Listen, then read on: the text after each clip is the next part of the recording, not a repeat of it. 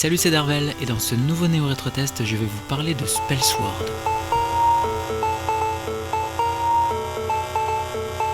Alors c'est un jeu iOS réalisé par Fire Fruit Forge entre l'action platformer et le beat'em all avec écran fixe ou presque, et enfin d'une apparence 16 bits qui aurait réjoui ma Super Nintendo.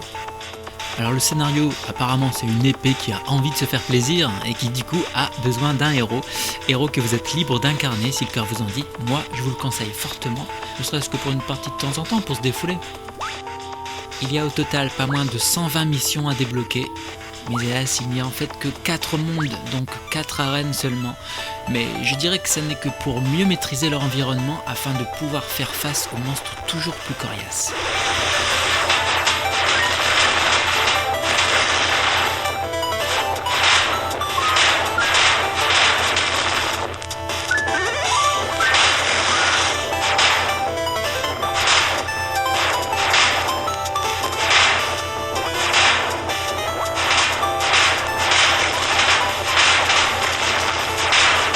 Les missions se différencient par leur difficulté, la nature et le nombre des ennemis, mais surtout de l'objectif à atteindre, comme par exemple tuer 40 ennemis de type slime, ou détruire 25 caisses en un temps limité, ou survivre 1 minute 30 à ce carnage. Bref, à chaque victoire vous aurez soit des éléments d'armure aux caractéristiques propres qui renforceront vos attaques ou vos défenses, ou les deux en même temps, à équiper selon votre choix, soit des sommes d'argent pour débloquer ou collectionner tout un tas de pouvoirs entre les stages.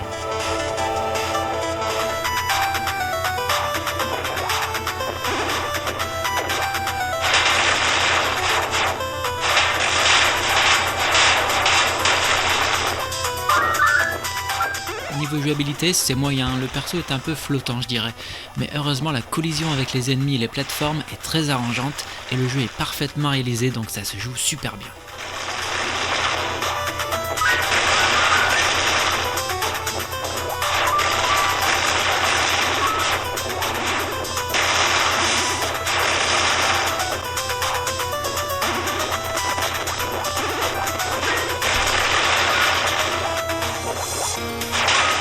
Outre des caisses qui nous donnent de l'argent pour peu que les ennemis nous laissent un peu tranquilles, il y a continuellement à l'écran une carte magique qui réapparaît à un autre endroit dès qu'on l'attrape et qui nous fait directement user d'un sort très puissant, et ce grâce à l'épée des sortilèges que l'on détient et qui donne son nom au jeu.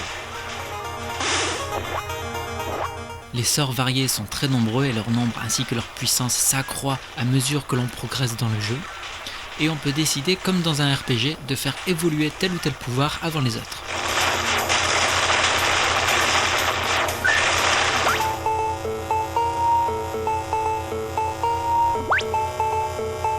Le jeu se lançant très vite et un stage ne durant en moyenne que 2-3 minutes, on peut très facilement se refaire une petite partie par-ci par-là, histoire de tuer le temps en améliorant son perso.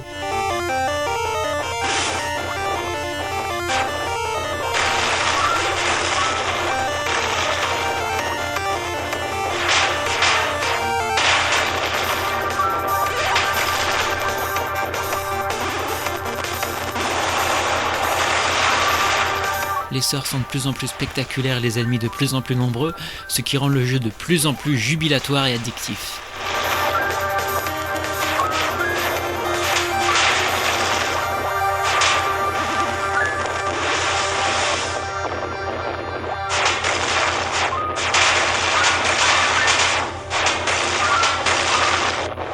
Il y a une sympathique touche d'humour lors de la petite remarque du héros en ouverture de mission.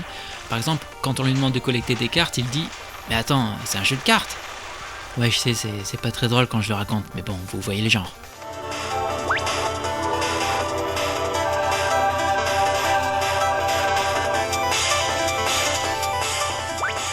Autre détail sympa, quand vous changez de casque pour en prendre un qui vous confère plus de puissance magique ou simplement un qui bloque un coup sur deux comme c'est mon cas, le sprite du héros change également de casque, et ça c'est cool, surtout qu'il y en a une multitude à collecter et à tester.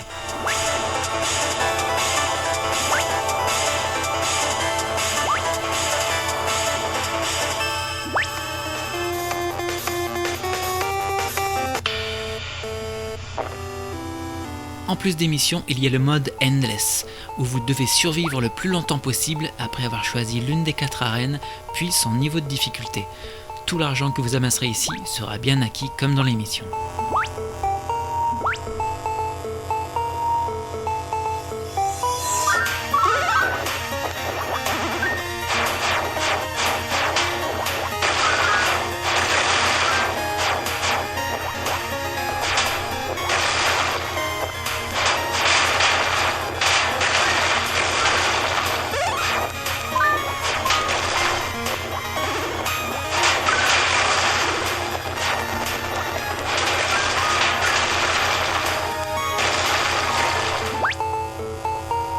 comme vous pouvez le constater, il me reste une dernière mission à réussir.